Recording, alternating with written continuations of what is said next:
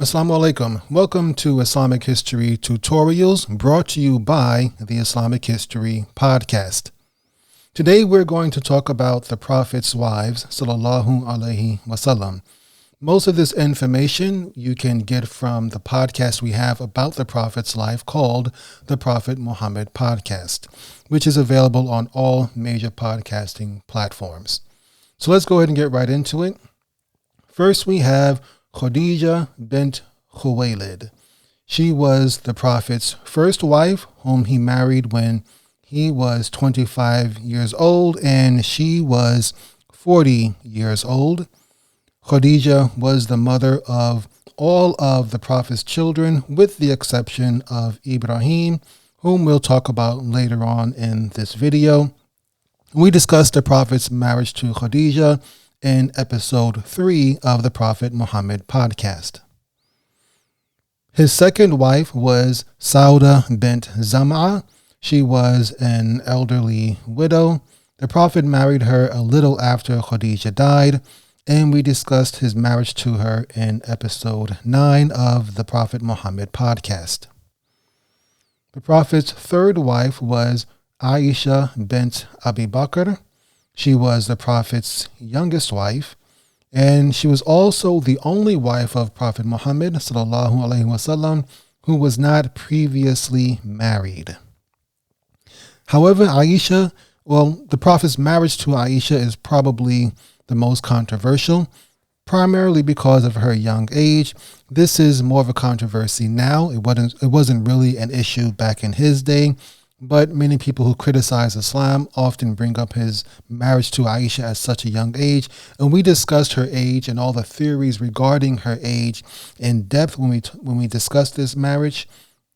But within the Muslim world, Aisha is also somewhat controversial because of her conflict with Ali ibn Abi Talib.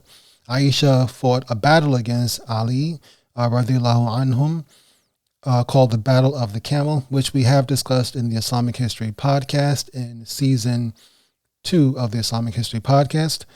But Aisha was also the target of slander, which we have a couple of videos on this channel.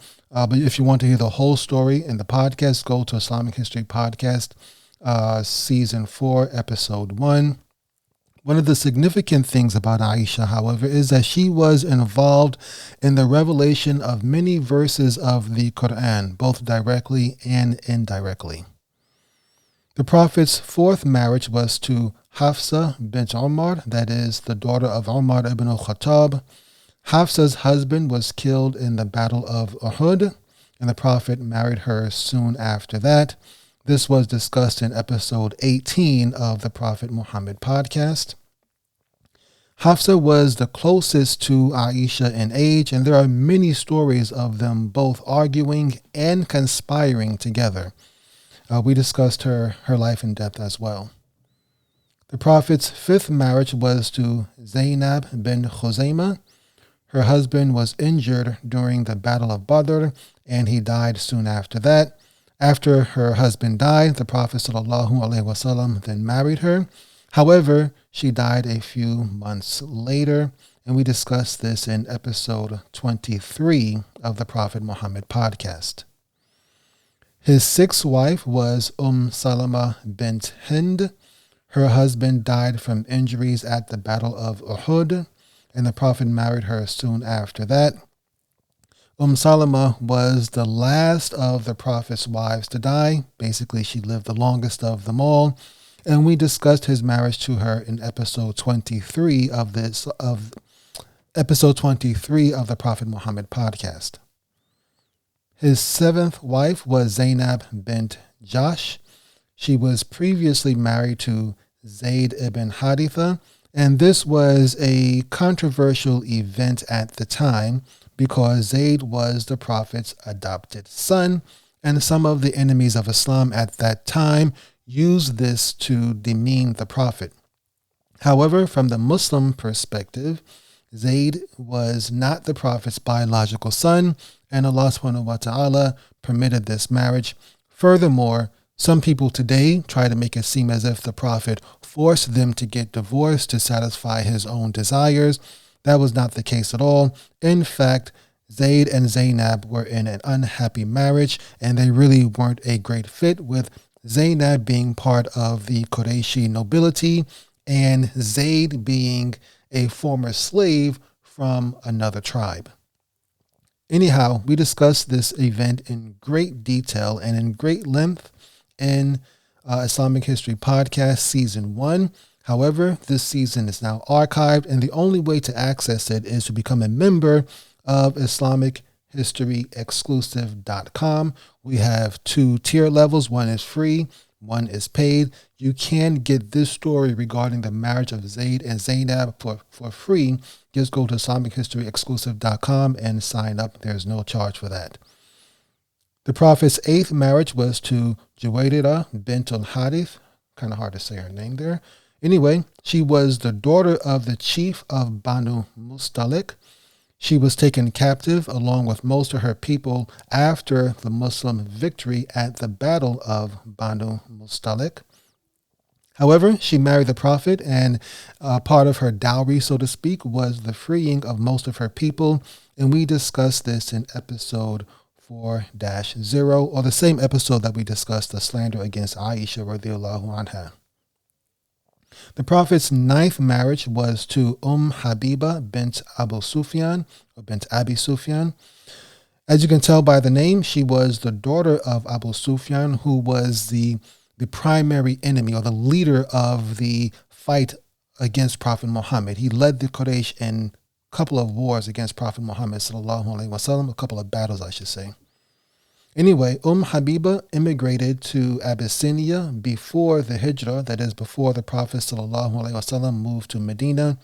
She immigrated to Abyssinia. However, her husband converted to Christianity while they were in Abyssinia.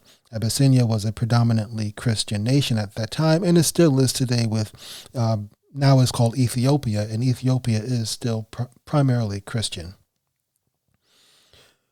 After the Prophet made the Hijrah, he then proposed marriage to Habibah while she was still in Abyssinia, and the ruler of Abyssinia, an-Najashi, he performed the marriage and acted as her wali, or as her guardian in the marriage. And we discussed this in more depth in episode 30 of the Prophet Muhammad podcast.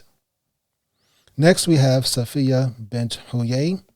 She was from the Jewish tribe of Banu Nadir.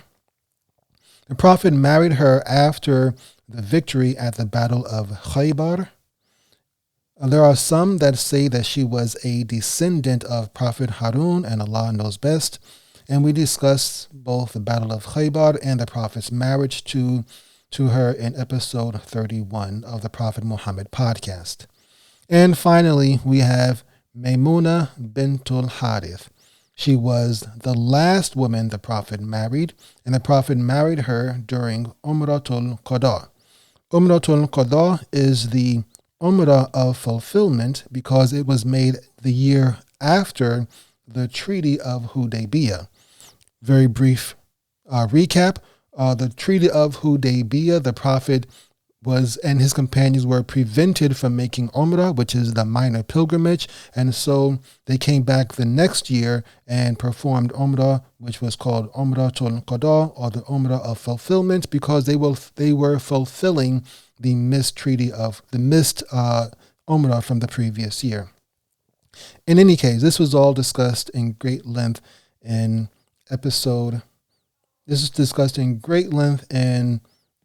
episode 32 of the Prophet Muhammad podcast.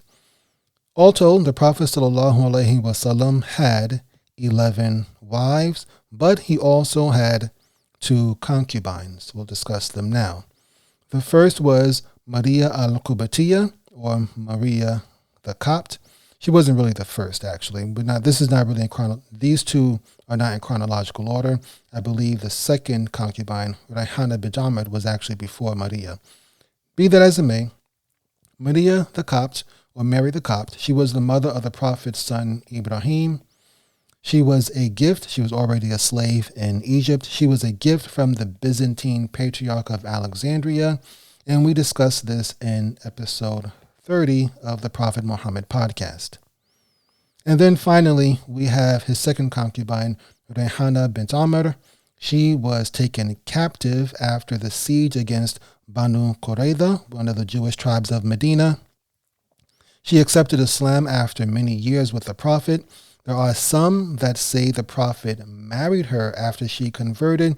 However, I believe, this is a minority opinion, and most evidence points to the fact that she did not actually officially marry the Prophet, sallallahu alaihi wasallam.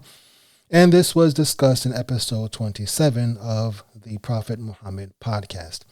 So if you want to hear more about the Prophet's life, of course, I encourage you to go ahead and sign up for the Prophet Muhammad podcast. And if you just want to know about general Islamic history, then by all means, subscribe to the Islamic History Podcast. Of course, both of these are free. And if you want more than what we have, we also have Islamic History Exclusive, which includes some bonus content, which is not available on either of these other two. You can get to the Islamic History Exclusive by going to either IslamicHistoryExclusive.com, or you can just go to Islamic History X if exclusive is a little bit too much to type.